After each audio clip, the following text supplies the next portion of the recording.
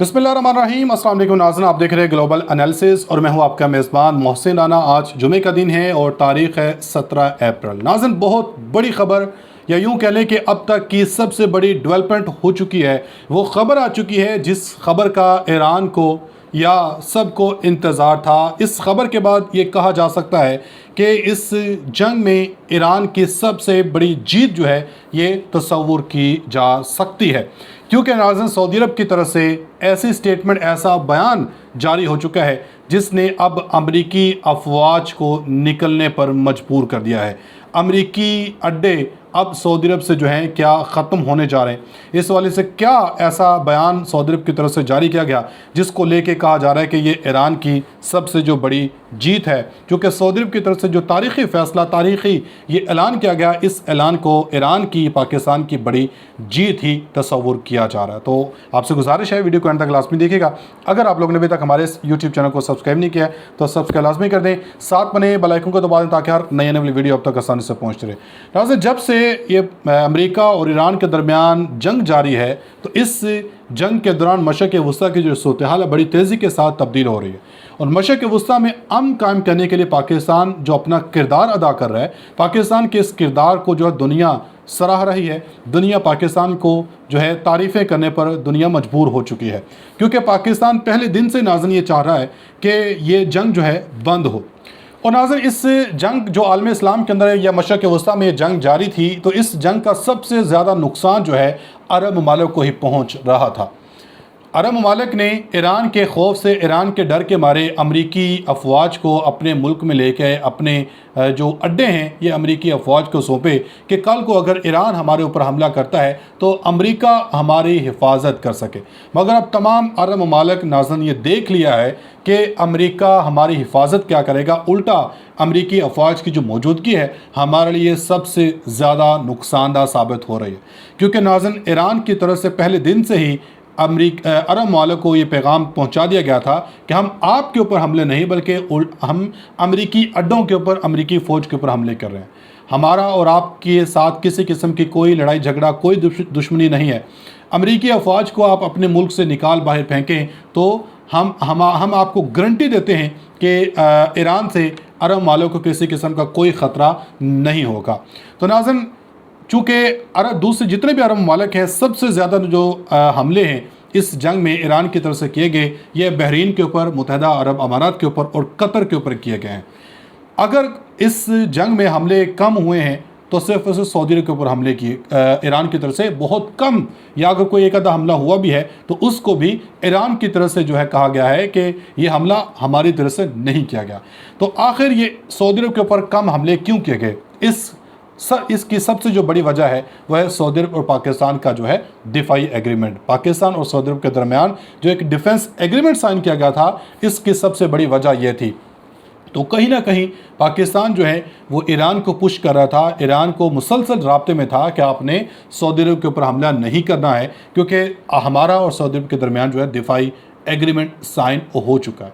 तो जब अब इस दिफाई एग्रीमेंट को अभी गुज़श्ता 2-3 दिन पहले सऊदी अरब के वज़ारत दिफा की तरफ से बाकायदा तस्दीक की गई, जैसे ही पाकिस्तानी फ़ौजें, पाकिस्तानी फ़िज़ाइया सऊदी अरब पहुँची है तो उनकी तरफ से कहा गया है कि पाकिस्तान और सऊदी अरब के दरमियान जो दिफाई एग्रीमेंट था, एक strategic mutual defence agreement sign किया गया था, इसको एक्टिवेट कर दिया गया है। तो उसके बाद फौरी तौर पर कहा गया कि ले जी अब पाकिस्तान भी ईरान के ऊपर हमला करेगा, क्योंकि सऊदी अरब का पाकिस्तान का दिफाई एग्रीमेंट है।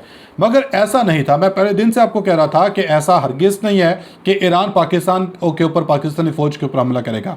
पाकिस्तान यकीनन ईरान को जो है ये अपने हिफाजत में या ईरान को कायल किया है कि हम दिफाई एग्रीमेंट के तहत हमारी अफवाज जो है अब सऊदी अरब में डिप्लॉय होने जा रही हैं, तो इसलिए आपकी तरफ से जो है हमारे ऊपर या सऊदी अरब के ऊपर जो हमला वो नहीं होना चाहिए। तो कहीं ना कहीं नाज़रीन अब ये दूसरे अरब ममालिक को भी इस बात का जो एहसास है ये होने लग पड़ा है।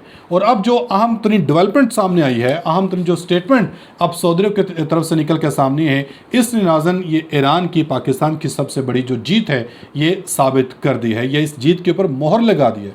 क्योंकि अब सऊदी अरब की तरफ से ऑफिशियली एक जो स्टेटमेंट है ये जारी की गई है, इसने अमेरिका को पैगाम पहुँचा दिया गया है।